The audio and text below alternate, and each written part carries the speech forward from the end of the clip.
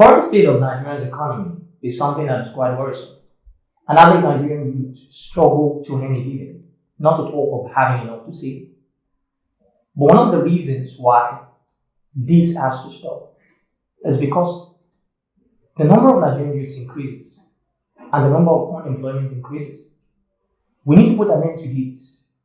We need to create a system and structure where an average Nigerian youth can have enough to eat and then have some to save. And one of the ways to do that is to have multiple streams of income. And not just that. Another part is to talk about financial intelligence, a course you won't find in Nigerian universities. And that's why we're bringing it to you right here on the Space Podcast. My name is Azeez Tijani. I'll be your anchor on the show for today, and it promises to be absolutely absorbing. I'm not alone in the studio. I have a guest who will be doing justice to this topic. Financial intelligence in Nigeria amidst current economic crisis. And with me in the studio is a financial expert, Mr. Tijani Azeez. Mr. Azeez, you're welcome to the studio. Oh, thank you very much. It's great to have you around. Oh, thank you. Firstly, let me ask you, how's the current Nigerian economy treating you? Well, it all boils down to planning and honestly budgeting. While coming to this podcast, I remember a few years ago, I was invited to speak in a program about saving to a few youths to a particular church then. Then I went there preaching and shouting the essence of them saving. But do you know the reality? I didn't have any savings then too. My God. And you were preaching to them about saving. Exactly. And it now dawned on me that if I had started saving them as I was communicating to them, or probably if I had any savings. Without reference to back up your communication. Honestly speaking. So when you ask me about the issue of the reality now, I won't be faced with the physical realities that we are experiencing in the country now. But the honest truth is that, yes, things are pretty challenging, things are pretty tight. But the truth is that if you are planned ahead, if you had a proper plan towards what is coming, you won't be faced with whatever. So what I think from what you said now is, what will actually help you is plan. Proper financial planning. Yes, of course. No, like you said, when we are going to talk about financial intelligence today, and when we talk about financial intelligence, it talks about the ability to understand and the use of money. Yes. So it all boils down to what? Having a proper understanding of what money is and how to apply those understanding in making money for yourself and managing those money. Absolutely. Because you cannot be talking about financial intelligence without having an understanding of your current situation. You must know what your state is currently. Exactly. Obviously, we always complain. We always have issue of complaining about insufficiency. I don't have this, I don't have this. Yeah. But the truth is, you can't take that out. Of course, you can't. But the truth is that you really have something. In fact, as a matter of fact, if you claim you don't have $1 or a naira in your account, you have time at your privy to use. That's deep. You have time. Yes, and obviously you know that time is so value. As long as you have time, you can make money. Of course. Because the time we use, unquote now, because I think the essence of this podcast is to talk to the youth. Exactly. The time we use on our social media space to do every other things can be properly utilized to make money. And at the end of the day, we so much have sufficiency that we can. So you've been in this industry for a long time. Okay. And I've known you for few months.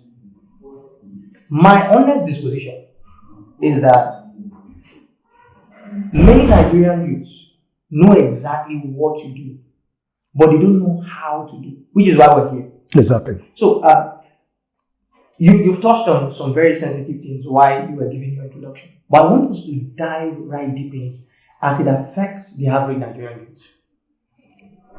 How does financial intelligence affect the average Nigerian youth? Take, for example, somebody like me. If you tell me what is financial intelligence, how does it affect? I'll probably tell you, I really don't care about financial intelligence. Just show me how to make money and let me make it. So, how do you preach that gospel to an average Nigerian youth? Okay, you said, just show me or teach me how to make money. But the truth is that you are making money currently. But the reason why you feel that you are not making enough is because you don't have enough information. And that is financial intelligence. You get it? So the truth is that when, like we agree having a proper understanding and how to use money. We all complain that we don't have, but the truth is that most time we have. But because we don't have an understanding of how to manage what we have, that is why we complain we don't have. So when you talk about financial intelligence now, we can now properly divide it or split it into 5. There we're talking about what? Income management, which is very, very important, most especially in Nigeria and as a youth. Most of us, we don't know how to manage our income. As a matter of fact, the major problem we have is that we don't even know what is our monthly income or our daily income is. Many of us doesn't have anywhere where it is being written what we made last year or what we made currently last month. Yeah, so, well, for privilege that are being paid salary, they will say they know what their salary is. But if you look at it deeply, and I know we will get to that in the course of this podcast, but you will realize that what actually comes into your bank account or purse in the course of a particular period is not necessarily the income you make from your salary. It may have other things that you do, like we said, the side hustle that you added to your salary work. Yeah. But at the end of the day, you don't have an holistic understanding of what your total income is. And as a result of that, you've been careless in your spending. So you have to first of all understand what your income management. What are you making on a daily basis or on a monthly basis? And how are you appropriating this income? It's very important we understand that. Income management? Yeah. Before I allow you to come in, the second is debt management. It's so unfortunate that the current state we have in this tech world now is that you have a lot of, when you tune into your social media, you see a lot of promotions. It's about come and collect money. Exactly. What honestly they are trying to do is to put you in a big hole. Say that again. The intention of these people is to put you in a big mess, to put you into a big financial trouble. Exactly. Insofar that debt is good, but it's also important that we understand what a good debt is and a bad debt is. I believe we will get to that later on in the course of our discussion. But we also know how to manage our debt. So income management is important. Debt management is important. Another key thing that also we need to look at is what? Savings and investment. Majority of us, we don't save. And like I said, that was my predicament a few years ago too. I was preaching savings, but actually don't have any savings. I was preaching investment, but I don't have none in my name. But it's so unfortunate that, after a while, I got to realize that, I can't go in this path, so I have to start from somewhere. Exactly. But the honest truth is that when it comes to savings and investment, it is not always easy. Because what you're actually making in reality is not even enough for you to spend. Then you are talking about savings. How do you want to save? How do you want to invest? You understand? But if you actually want financial breakthrough, if you actually want a better tomorrow for ourselves, we must learn to save now. We must learn to invest now. So that talks about investment. Then the other part that we also need to look at is risk management. Savings and investment. But in the course of investing, there are also some element of risk attached to every investment. So we also need to understand the various type of portfolio we have and the various risks associated to it. And the last thing that you also need to put into consideration when you talk about financial intelligence is what? Financial planning, which has to boil down to budgeting. As a matter of fact, when you look at your income, the next thing you should be talking about what? Planning. Budgeting. We know about budgeting. We talk about budgeting, but we don't apply these things. And this is why I can say that we are not financially intelligent. Most of what we are financially literate, we have understanding of what financial intelligence is. But because of our non-applicability of these rules or of this concept that we know, then we fail in our understanding of using financial intelligence.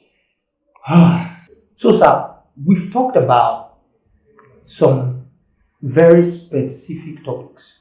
I would like us to look at those topics in details. Okay. You mentioned income management. Yeah. For me now, when you say that, it's like a big English. So, what is income management to me as an average Nigerian youth? How does it affect me? What can it do? Can it bring food to my table right now? Well, when you look at income management, it's very simple. It's just about how do you appropriate your income to essential expensive. as related to you. And if you're careful what I use there, essential expenses. Because most time what we do is that we allocate our income to what is not necessarily needed by us. And that talks about what needs and wants. You understand? I think that you should be familiar with the word needs and wants. Those things that you actually needed, that are necessary for you, for your existence. And those things that you are influenced to buy as a result of your peers, your colleagues, what you see other people doing, most especially in this area of social media.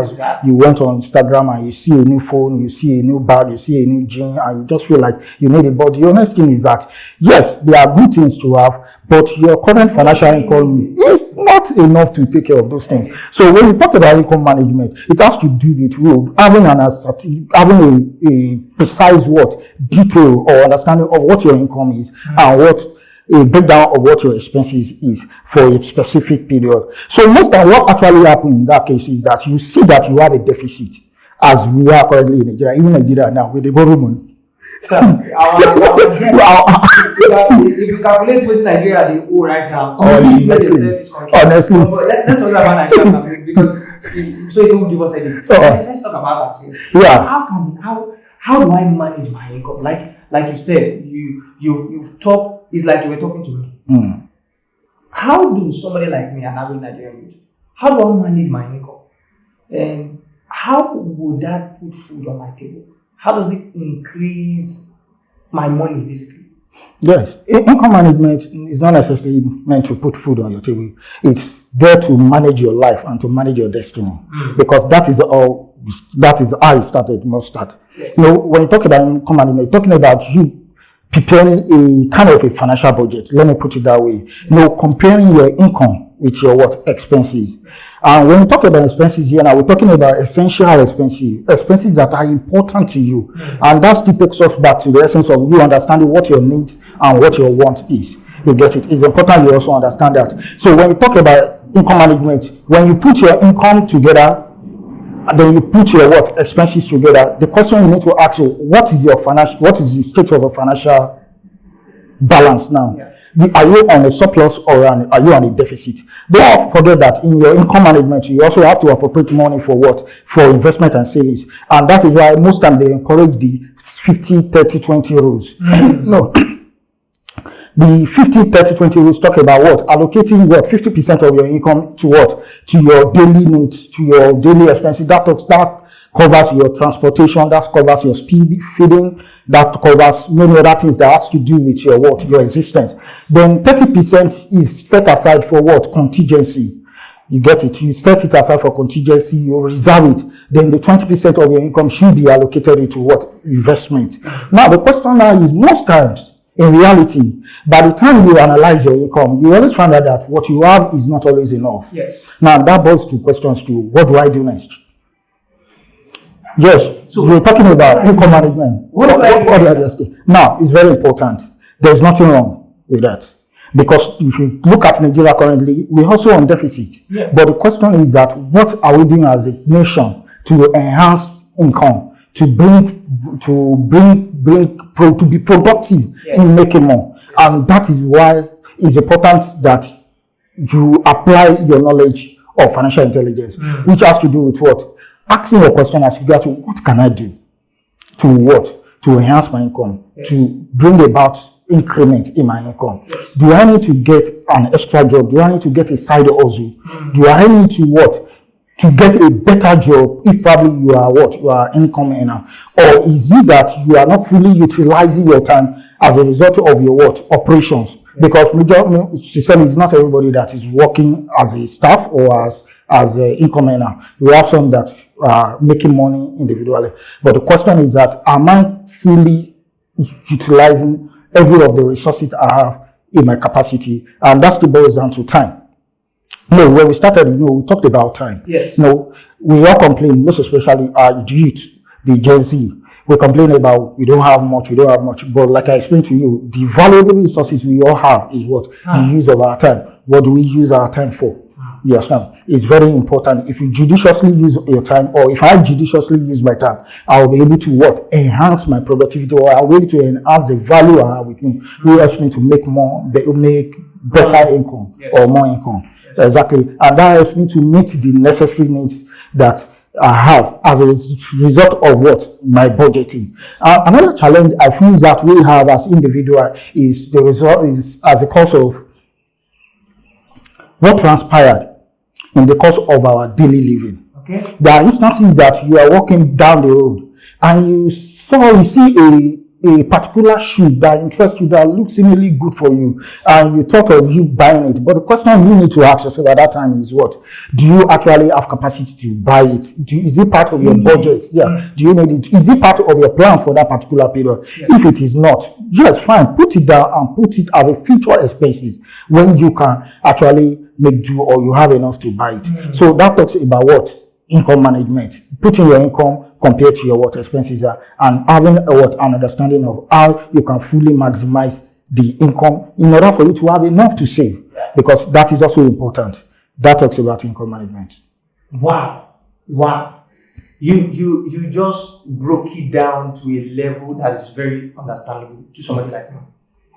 It's simple. When you have a want, make it a futuristic expense. Exactly.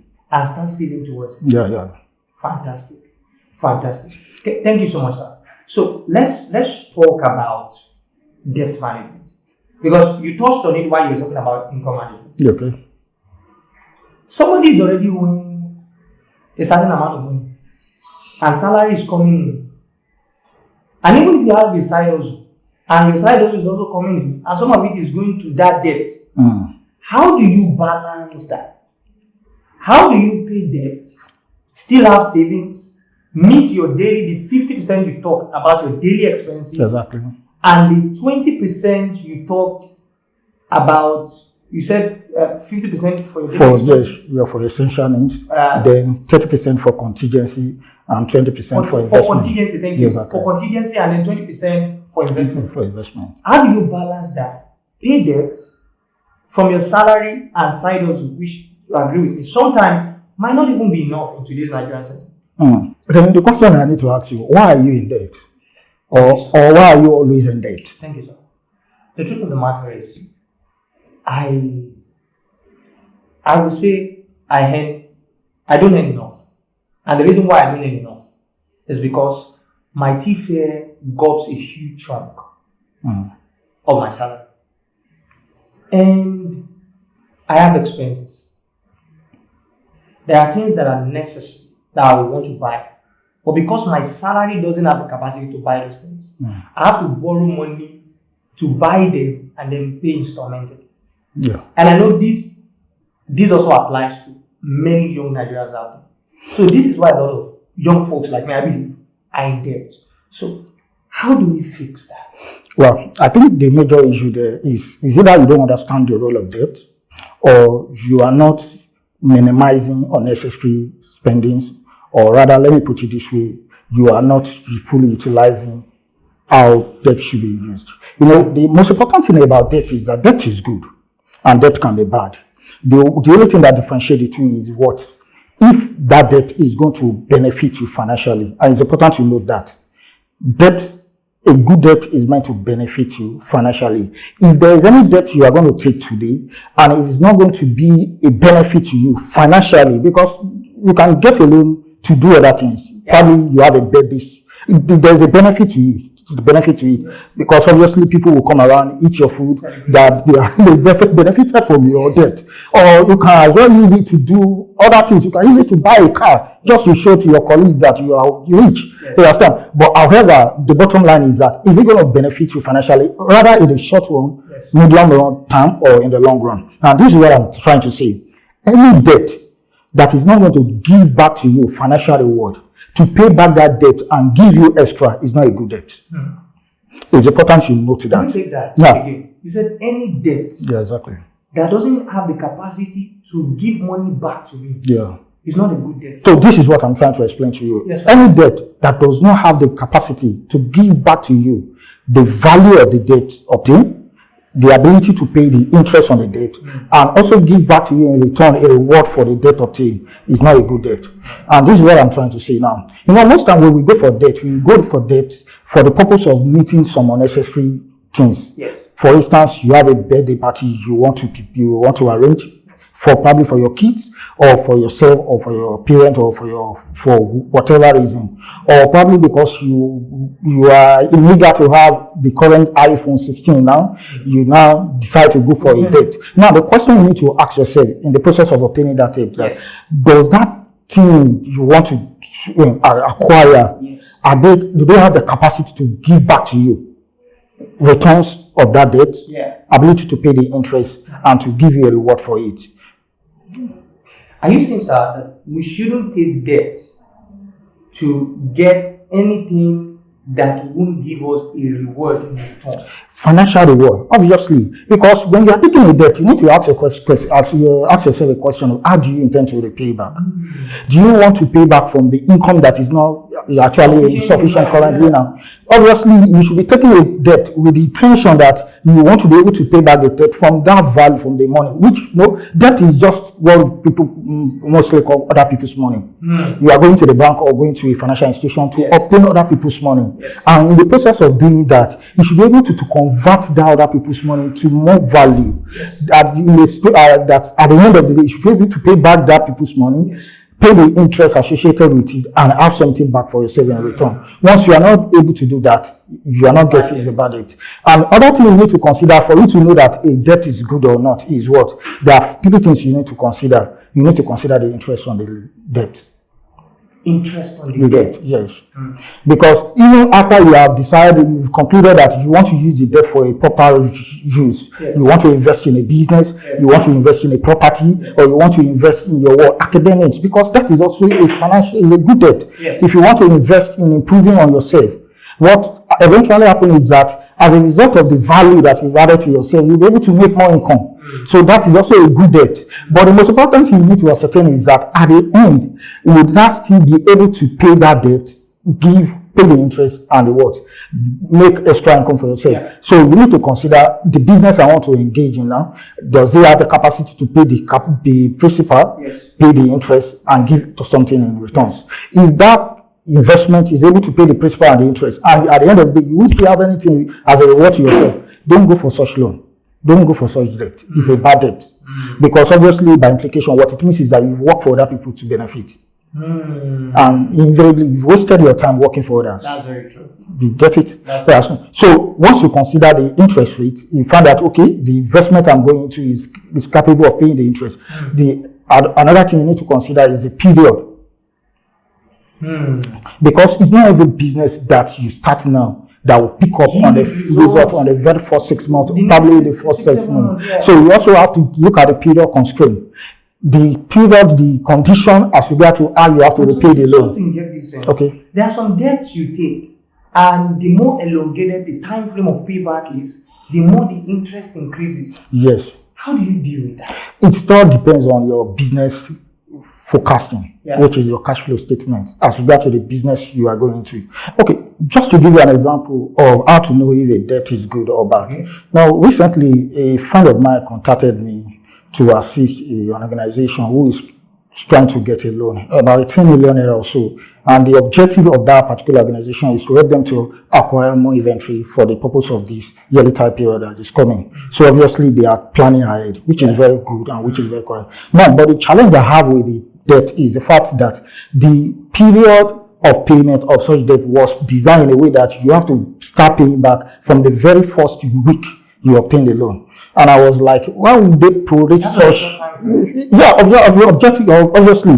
The objective of the loan is a short-term loan, but the period in which the loan term should be paid back was actually from the inception of the collection of the money. So the question now, how do you now want to fully utilize the fund you are obtaining to get inventory? And they are giving a period payment that start from the commencement of the weekend of obtaining the loan. So obviously the objective of you obtaining that loan will not be utilized and will not materialize, because your objective is to get the money now, acquire more inventory, or buy the inventory at a cheaper price now, so that by the time Christmas and New Year period, you're able to you can sell and make more returns for yourself, able to pay the debt and pay the interest on the debt. So you can see that those are one of the things you need to check out for when it has to do what? Getting a loan or getting debt. You have to ascertain what is the interest lien on the loan and the period the time period, payment period, is it convenient for you? There are loans that you might need to get on the short time, and there are also loans that you might need to get for the long run. Like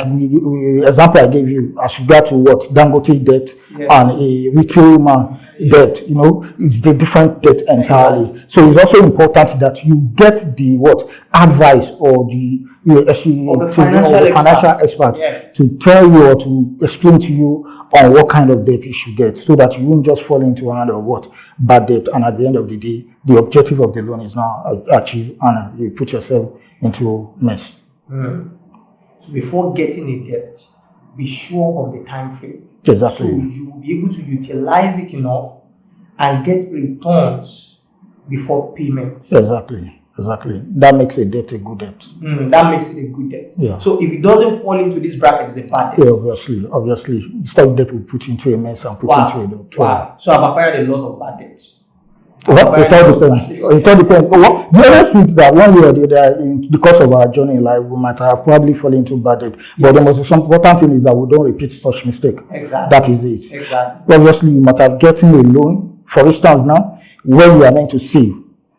But because of your lack of financial planning, you didn't save, probably maybe for your rent. You didn't save on time for your rent. Then the point when the time to pay your rent is coming, you don't have the fund to pay. Exactly. What do you need to do at that point? You need to borrow to pay such. And you need to pay back. You don't forget that, like we explained, we agreed earlier on that if the debt is not bringing back to you financial reward or financial return, it's category. So the question is, if you are paying for your rent, is it going to bring back to you financial reward? Obviously, it is not. You are meant to have saved to cover such needs, such plans, such expenses, such you have been part of your 50% that you have set aside for, which happens monthly. Which happens monthly, yes, exactly. Now, you've linked income management that we talked about earlier to debt management. Exactly. We've talked about good and bad debt. Yeah. I mean, I've picked a lot of positive and very useful information from the things you said. One thing I found out is, from what you said, is financial literacy. The things you know now is what differentiates you from me. The things I don't know are the things I'm suffering from. Sorry, let me correct you on that. The things I know and I applied. Because you can know and not apply. It's in the application that makes the difference. Exactly. That is how, if you remember, you understand. If most of us knows, it's not strange to us. It's something we heard over and over again. You understand? But the problem is in the application of it. This is not the first time you heard the word saving. This is not the first time you heard the word investment. But the question is that, do you still save? No, we don't. Because why? We still complain that we don't have enough. So it's not in the knowing. Majority of us, we have this information at our privy, but we don't apply them, and that makes us still be in this category of people that are still looking. Let's talk about structure and system that can help enforce discipline. Take for example, for somebody like me, one of the things I struggle with, like you pointed out, is the ability to save. I struggle with that a lot. How do we create a system that can help us, that can constrain us to save every month? Like the money is just coming in and straight away is going into a pot that you don't have access to. How do we do that? Number one, financial planning. Plan your income. Obviously, and you have to be disciplined and hold yourself accountable. Number one, like let's go back again. Financial planning. Plan your income. You know what your income is. We've agreed that your income most time will not always be sufficient. But the little that you make, how do you plan it? Do you set aside some for savings? And that brought us back to that third part of the financial intelligence the concept that we're looking at, which is what? Savings and investment. Though most people know mistaking savings for investment or investment for savings. Yes, but they are two separate things. We need to establish that. You understand? Savings is the part of your income. Is that income you set aside for what? For a short-term objective to meet a particular purpose for future use. Let me put it that way. You set that particular income of yours for a future use. However, when you talk about investment, you're talking about that income. That's part of your portion of the income that you set up person for future growth. So one is for future use and one is for what? Future growth. You get it? So now, what do you mean by future use now? There are some expenses that you will incur, but they are not in the present. They are meant to be incurred in the future. Thank God for the way the rent policy is designed in Lagos or in Nigeria generally. Obviously, you pay your rent annually. You do. Yes. Now, the question is that you know what your next rent is. Yes. You probably must have had an agreement with your landlord of what you want. Yes. Now, are you saving towards meeting that objective? So what you do is you are saving towards that future use of that money. That is what savings. So you are setting aside part of your income to meet that objective. And that is where Rentspace comes into picture. Oh, wow. Let's talk about that for a few minutes. I mean, this is an app, what I'm saying, this is a platform that allows you to save for a long period of time. I mean, there are a lot of savings apps, but it seems they have some unique features like opportunities where you can direct your salary to your savings immediately. The salary is getting into your account. Like, I think it's called direct debit. So talk to me a little about Rentspace apps. A lot of people out there who doesn't know the value of this. Yeah, when we were discussing earlier, we talked about space savings and investment. So now, what Rentspace has does is what create a platform for people to encourage them to save to make their specific objective, either payment of rent or payment for their cars. You want to get a car at a specific period, you can subscribe to their Space Autos. This gives you the opportunity to save a certain sum of money, where they also help you with another portion of the money to help you meet that car objective. So also, like we have said, you have to plan ahead. In the process of planning for your future expenses is also where your rent comes in. So space rent is also there, which enables you to save 70% of your rent, while they also help you with 30% of it. But however, like we've agreed that there are debt, good debt and bad debt. Even so far that I don't encourage you to get debt to pay rent, I will as well encourage you to make sure that you save at least 100% of your rent. But in an issue or in instances whereby you can't still meet it, Rentspace is still there to help you. So, like we have agreed, but what they have done to you is what? You save 70%. So they are only helping you with 30%. So by the time you're going to be paying interest on that 30%, it is better off than you paying interest on the 100%. So that is what Rentspace is there. So like you said, Rentspace is different from the regular loan apps to find out. Obviously, and encourage you to be financially disciplined. Because the moment you are collecting your salary, you can as well put it into their Space Wallet. On the Space Wallet, you still earn interest. Wow. You earn interest. So you can put probably 50% of your income on the Space Wallet. So far, that is a 50% of your 50% of your income. You can set it aside and put it on their Space Wallet. You earn income. Then, based on the service program that you sign up for, either for your Space Rent or for your Space Auto, they automatically make deduction from your Space Wallet to that service account at a very particular time. You program it to be deducted. And at the end of the day, when your rent is meant to be paid, you can easily pay. You don't have to go borrow, or you don't have to be under financial pressure in order to pay your rent. Right. I mean, this is absolutely amazing. So, you've just summed Rentspace all up. By the way, in case you don't know, they are the sponsors of this program. So, you are getting a first-hand information about Rentspace. So, sir, you've talked about savings and investment. I'd like us to stay there a little. Okay. Let's talk about how do we make this money? It's one thing to make money, it's another thing to save it. Yeah. I mean, I have the knowledge of saving now. Where is the money going to come from? With the current state of the Nigerian economy, you agree with me, it's not easy.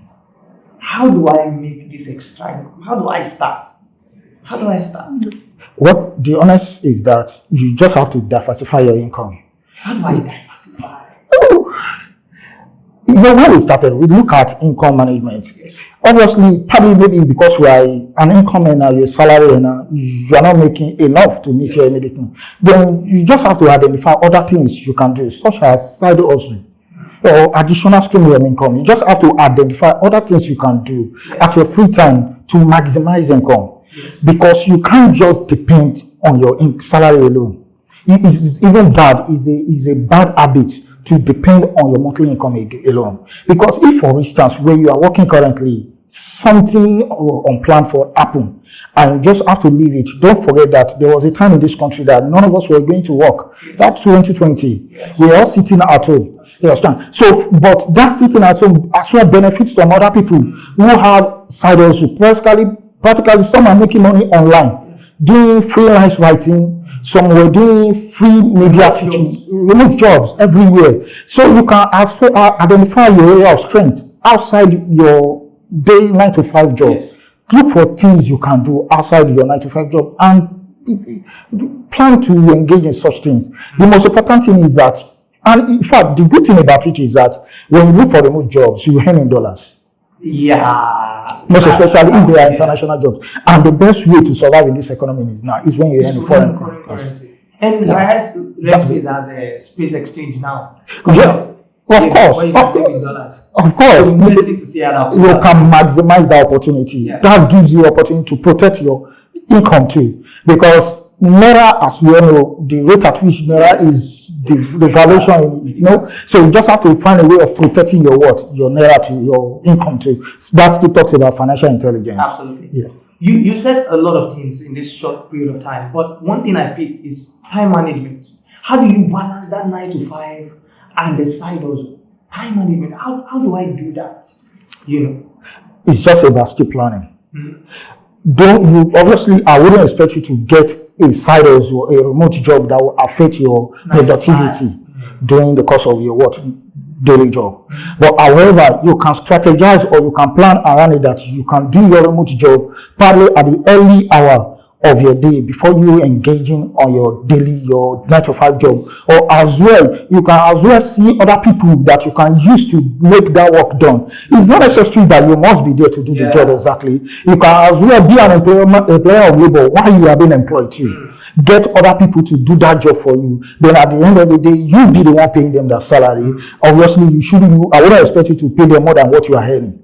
So that helps you to also see how you can as well diversify, start planning of how you can as well leave that 9 to 5 job and engage on your own job, because obviously working for others cannot make you wealthy. It can only meet your immediate need. The way they say it in Yoruba language, they say salary, that is salary. Salary. Yeah, exactly. You see that exactly when you collect your salary, have you ever wondered that before the 5th of the next day, the following month, or everything is gone? Yeah, exactly. So that is how salary is designed. It's actually designed a way to enslave people. Honestly. So there has to be a breakout system. Yes, exactly.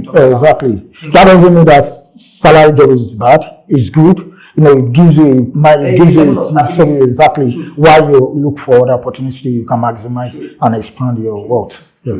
True. All right. Let's leave that now and let's talk about the next thing. Okay.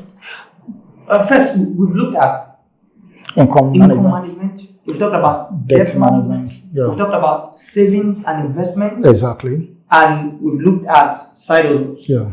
So now, let's talk the next part, which is risk management. When people hear risk management, the first thing they think is, who cares? Risk. As long as it's going to bring me money, why should I not risk it? That is a very wrong mentality as regard to financial intelligence. Risk management is very important because everything we do in life practically has an element of risk in it. While coming to work this morning, there are some element of risk in it. Yes. So also as well, when you engage in business or when you engage in your day-to-day transaction, there are also element of risk in it. So what risk management helps you to do is to help you to maximize or to see how you can mitigate such risks. So the most important thing in risk management is first of all identifying the risk that is attributed to the kind of business you are into, or the kind of the nature of the income that you earn. What are the risk elements you use? For instance, like we agreed, for a paid salary earner, there are some risk elements attributed to such. When you are working, have you ever come to realize and identify the risk element that pertains to the operation of your business, the business? Don't forget, like we said earlier, during COVID times, many organizations went underground as a result of the implication of exactly. So that can be mitigated as a result of your risk management, because if you have we never envisage such thing will happen. But however, some have been planning ahead towards such thing. So because of that, they diversify their income into savings and investment. So when such occurrence occurred, what they do is that they can fall back on those investments they have and make use of them to sustain them while they get themselves stabilized again. So risk management is very important. You can mitigate your risk as another way of mitigating risk is what? Through insurance. Yes, through insurance. It's important that we need to start thinking about how we can get our life insured. Doesn't have the capacity to have an insurance backup. The truth is that insurance is not expensive. Insurance is not expensive. You can always look for insurance that fits your needs. You understand? Life insurance is very important. Yeah, we don't pray that we die early, but obviously it's also part of what? Risk management. The way to mitigate risks if eventuality eventually happens. What those things that you didn't envisage, when it eventually occur, how do you intend to protect your family in the long run? So that is why we must also see how we can maximize the use of insurance to mitigate risks. And another way to mitigate risk is through diversification.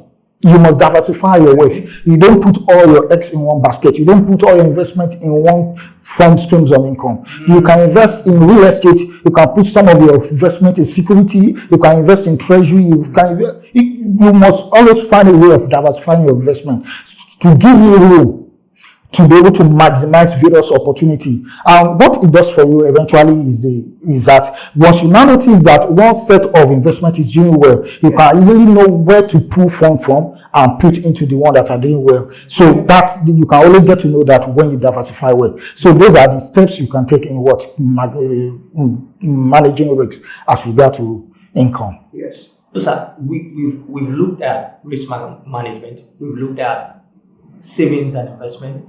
We've looked at income management. We've looked at debt management. All of these things are very important. We've talked about diversification of income, but I'd like us to take it a step higher. Let's talk about how we can leverage technology, because if we're dealing with agencies, we're talking about the young adults. How can we leverage our technology? I mean, for somebody like me now who has a 9 to 5, what technology opportunity do I have out there that can guarantee me having to spend less time on it, by the way, and getting dividends on the time, energy, and resources I'll be investing in it? A lot of young folks out there will tell you they know Fiverr, they know this one, they know that one. How do I leverage on this technology? How do I get the skills? How do I develop myself? I still have my 9 to 5, by the way, and I need to get the skills to fit into this space. I mean, this is a new space. How do I get the skill combining my 9 to 5? How do I balance this? Well, it all depends on what you want with technology. Whatever you tend to achieve with technology, you can always achieve it. So it's about identifying what your interest is. Do you want to achieve financial intelligence? Do you want to achieve financial wealth? You want to achieve wealth through technology? If that is your intention, definitely you can therefore identify various apps, various materials that you can as well maximize through the use of technology to maximize wealth. For instance, like Rentspace app, this is one of the important apps you should have on your phone. I agree with you on that. If you really want to save for your rent, if you want to save for various objectives, you should have such phones, such apps on your phone. And the other various apps that you can as well have that can also help you, that can teach you on how to manage your funds, that can help you to invest your funds appropriately, both locally and internationally, and that can as well help you to track the current trends economically. Can even teach you some of these courses. Yes, exactly. Many people they probably don't know. Exactly. So technology is there for you to maximize its use, but it all depends on what you tend to achieve with it. If you want to achieve popularity with it, influence, obviously you know where to go to. You can dive into the Facebook and the Twitter, or what we now know as X. But if what you intend to achieve with technology is financial wealth, is growth, definitely it's just for you to sit down, you put those apps together, then start maximizing the use of it.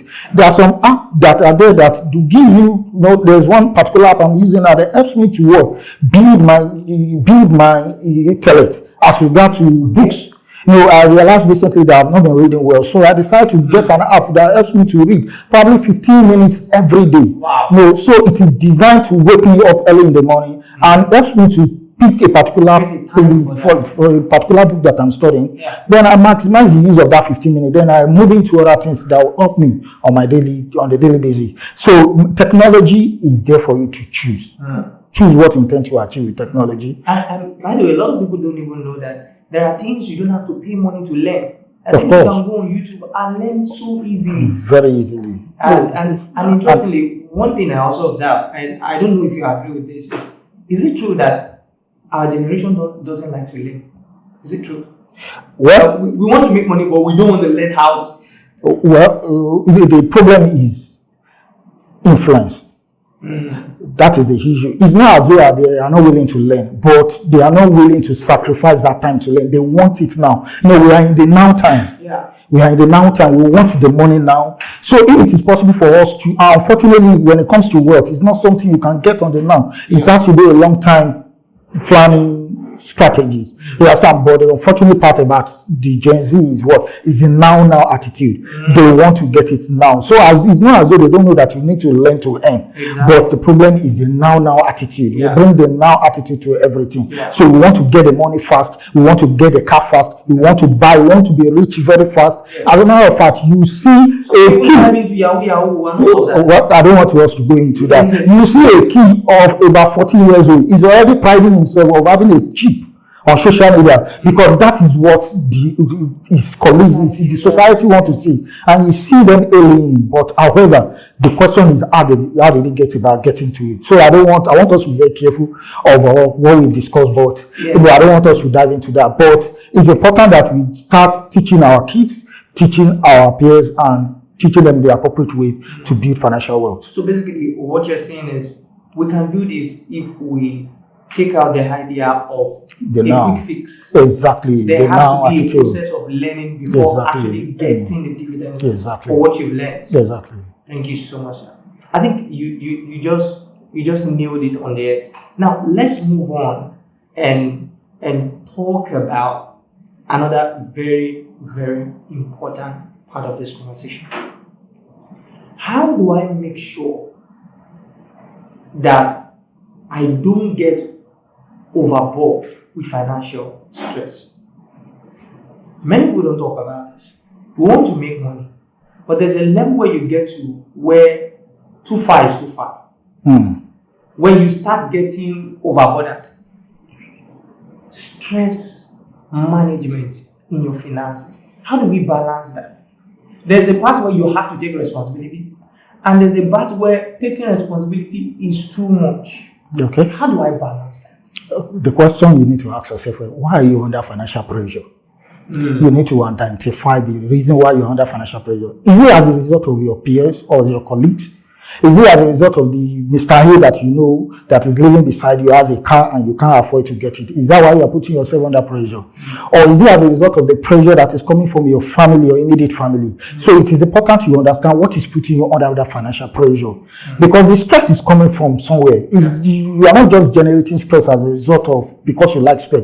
You are attracting stress, you are generating stress just because you can't meet a certain need of yours. But you still have to understand, is that need important? Is it part of those things that you need to acquire now? So until you identify where the stress is coming from, that is when you now know how you eradicate it. If the stress is coming from peers, pressure from what you are seeing on social media, or from what you are seeing in your environment, you just have to know that is unnecessary. It is unnecessary. Why are you putting yourself under unnecessary pressure? It's necessary. But if the stress is coming as a result of your immediate needs, probably because the fact that your income cannot meet that immediate needs of yours, obviously you know what to do. Then you start thinking of how you can diversify, expand your income tentacle, expand your business tentacle, seeking new information, seeking new advice. And honestly, building quality relationship is very important. You need to build quality relationship. By so doing, and also communicating your stress to people that can help you is important. It might not necessarily be your wife, it might not necessarily be your uncle, but it might just be a professional expert. Exactly. You just have to communicate your stress to people that feel that can help you to identify the problem you have, then help you to provide necessary solution to it. And by so doing, you in the long run, you might be relieved of unnecessary stress. Stress is not good. It's not necessarily good. It will make you not live too long. Absolutely. Now let's begin to wind down. Let's talk about building wealth amidst current economic crisis. It's part of the topic. And we have to talk about it. Many people are saying, come on, don't even tell me that. How do we build wealth in this current economy? There's nothing working. So what do you want to leverage on to build the wealth? Many of the things we talked about are probably things we are going to leverage on online opportunities to get. But amidst the current economy, is there anything advantageous in the current Nigerian state that we can use to build wealth? What advantage can we take? Well, people are still building wealth in this current economy. Okay. It's just about you identifying the loopholes. There are gaps everywhere. There are opportunities spread abroad. There are opportunity everywhere. Identify the needs of people and create value. Channel value towards the needs of people. Then you generate wealth. Look for services you can render. Look for products you can provide people. Look for solutions. In the midst of problems, there are solutions. Look for solutions that can be convertible, that can be monetized. And by so doing, you generate wealth. It may seemingly look very cheap, simple. But if you are actually interested in generating wealth, look for problems. People that are really generating wealth, that are wealthy, the so-called wealthy people today, is because they solve problems. They don't just generate wealth because they desire it or because they feel like they want it. It's because they look for problems to solve and they solve it. And as a result of that, people rewarded them by their worth back with their money. So just imagine you have a product or you have a service that over 1 million Nigerians are buying on a daily basis. Obviously, you don't need to worry, you don't need to pray too much to generate wealth. Automatically, the wealth just come your way. So it's not just about looking for a problem to solve. Identify a problem. Just be a solution provider. Then what come your way. I was listening to somebody one day and he said this. He said, there are a lot of foreign companies that are pulling out of Nigeria now. Okay. And it's because of the current economic situation of the country. Okay. And he said something quite catchy. And I'd like you to expand on it. He said, they are pulling out. It looks like a disadvantage to the Nigerian economy, but it's an advantage to the Nigerian citizen. That we can leverage the loopholes these guys are leaving behind. Make something more or less like a replica of the kind of services they provide and fill in that market gap that they're leaving behind. Well, I might not totally agree with you because if a business organization is actually leaving its terrain where it has been for a while and feels that they are no longer profitable in this business and they are leaving and you are about venturing into that same business, I think it should be they should raise some questions. You should have an understanding of why they are leaving. There must be a reason. Nobody will want to leave where he's already doing well. You understand? They have invested a lot in the country, and you want him to come. So you must first of all identify why they are leaving. If the reason is not pertaining to the potential growth of the business, if they are leaving for other reasons, probably maybe because as a result of government policy, government can make policy as regard to a sector being dominated by an external parties. Probably they want to encourage and motivate other people to go into such business by encouraging their citizens. Very fine. But if it as a result of the fact that they are constrained, probably maybe due to financial regulation or policies or the scarcity of the raw materials they use or the non-profitability of such business, I will advise you to venture into that business, such kind of business. It's not necessary. So one has to be careful. In as much as there are loopholes that we can take advantage of. Exactly. You need to seek financial advice. Like we talked about earlier before making those decisions. It's very important. I've learned a lot of things today. All right. Income management, financial advice, debt management. There are good debts and there are bad debts. Exactly. Yeah. I mean, risk management. Who very important. There's risk management in business. I've learned the difference between savings and investment. Even though if you have asked me, I would have said to invest, to save is to save. But there are actually differences. Exactly. And one of the key things is interest. Basically, the objective. The objective. Like we agreed, savings is for future use. Yes. Then investment is for potential growth, for growth. So you save because you have envisaged a usage of that particular money in the future, and that is where we have the rent, your children's school fees. You save for your children's school fees. Yes. You save for your schooling, probably to pay your school fees and to do. You save for the source objective.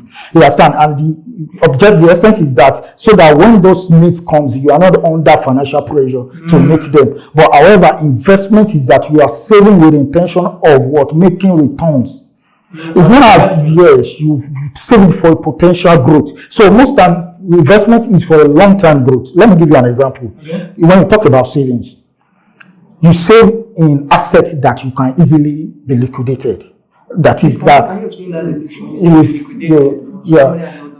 Yes, you save in investment that you can easily be convertible to money, to cash. You get it? Yeah. So, for instance, you save in treasury bills. We have government treasury bills that is being released majorly at the end of every month. Some for 90 days, some for 180 days, some for a specific period. These are business, these are opportunities for investment. Savings. Okay. They are savings. And the reason why I call them savings is because they are from the onset, they have an end date. Okay. So such savings has an end date. In other words, you know that you pay your rent at the end of December. By December or a specific period. So you can take advantage of some kind of instrument, financial instrument, that you know that the end date will align with that period in which you want to pay your rent. So such is what savings, because it's for what? A particular usage.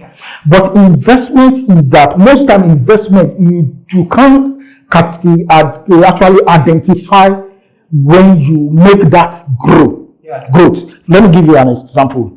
When you are doing investment, let's say for instance, you buy a property on the island, or you buy a property somewhere. The objective of buying that property is for investment purpose. You are not buying because you want to resell the property back at the end of next month, because that property might not be easily be convertible to cash, and that is where liquidity comes in place. So you are buying the property with the intention that you are going to leave it for a long time, probably for 3, 4, 5 years, for the property to gain value. That by the time you now sell the property back, you are making the use, maximizing the profit on it. The yield on long-term investment are mostly higher. You might be getting up to about 100%, 200%, depending on the such investment and the time period in which you give for the investment to mature. But in respect to saving, they are mostly short time, because they are there to meet a usage or a use that you already know. You get it? You pay your children's school fees probably every 3 months. You can start saving towards that objective now using the various platforms like Rentspace. Then what you earn on it is for you not to lose the value on that money. But that does not mean that you are maximizing the usage of that money. But the reason is because you know that when you go back to Rentspace in the next 1 month or next 2 months, you can easily request for your phone back and can get it back to your account. So they are easily liquidated, they are easily convertible to cash. So that talks about what? Savings. But investment, they are mostly for a long time period, depending on how you strategize it. You can have investment for short time, long time, medium time, and long time period, depending on your financial planning. But they are mostly there for 1, 2, 3, or 5 years. I'd like to ask this lastly, sir. Okay. What's the best asset to invest in? I mean, you've talked about properties, you've talked about lands. What's the best asset to invest in? What? For young folk, for young adults. For young folk? Yes. The best asset to invest in is real estate. It's real estate. You know? Buy real estate. Buy property. Can be very expensive. Well, it all depends. It all depends. You are looking from the expensive angle. I'm not asking you to go and buy a house in Lekki. I'm not asking you to go and buy land in in Banana Island. I'm asking you to buy those ones that it seems that they will not mature, because you said in quote, young folks. So what means that you don't have the intention of reselling them now. So probably you are leaving them for the next 20 years. The lucky you are seeing today is in a way of yesterday. You know, yeah, exactly. So with your 200,000, with your 500,000, you can as well still buy property somewhere low key with the intention that they will mature, or they will be, the environment or the place will eventually become valuable to people in the future. Let's talk about agricultural investment for a little. I know you maybe have one or two things to say in that regard. How beneficial can it be? Because one of the things our current president said, all those campaigns, there is Gary, there is this and that. I'm just saying. But in as much as that looks hilarious, many Nigerians will tell you, before petrol came, this is our most trusted source of income. Yeah. And many Nigerians are suggesting we need to go back there. Exactly. How do we take advantage of agricultural opportunities? Yeah. Well, one of the best places to also invest is agriculture, because the truth is that whether you are poor or you are rich, you will eat on a daily basis. Right. Whether you have money or you don't have money, you still have to survive on food. Right. So people have to still consume the gari and the agbado and the ewa on the daily basis. So you can as well take advantage of also investing in such area. Yeah. By what? But the only challenge I have when it comes to agriculture is that if you do it on a small scale, you might not really maximize the opportunity in it. Right. So you just have to see how you can maximize the opportunity in agriculture by investing on a large scale. Yeah. And that is when you go for plantation, and you can strategically focus on a particular type of agriculture. You might be focusing on cocoa, you might be focusing on oil. It's not necessary that you have the multiple crops. You can just and you can even be livestock. You can focus on a specific area. So some young folks who are listening now are thinking, maybe I need to go back to the village and start a fish pond or something. It's as well very good. But however, it helps you to maximize your income. It helps you to increase your income cycle bracket, which helps you at the end of the day. Apart from real estate and agriculture, we've talked about, are there other opportunities that we can leverage on? They are.